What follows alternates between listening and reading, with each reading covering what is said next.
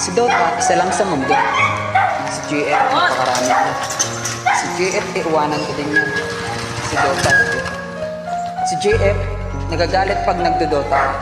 Si Dota, hindi nagagalit pag nag-GF ka. Si Dota, 20 pesos lang, masaya na. Si GF, baka 200 pesos, hindi pa masaya.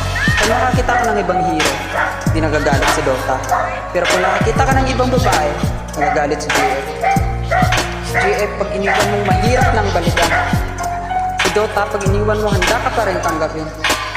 Anong mas gusto mo? Dota o GF?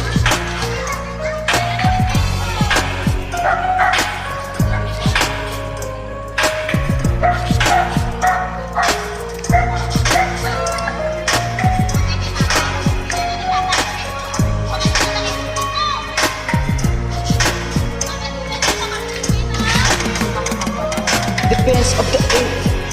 Tayo na.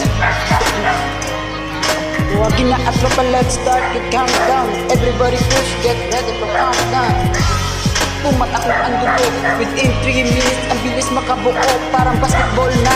Make me like Mike. Sa dami ko na feels, ako'y laging Paki-ocean. Pagkatapos niyan, tayo na mag-grow shine na strategy. Para bang minesti in skills, our time. Para bang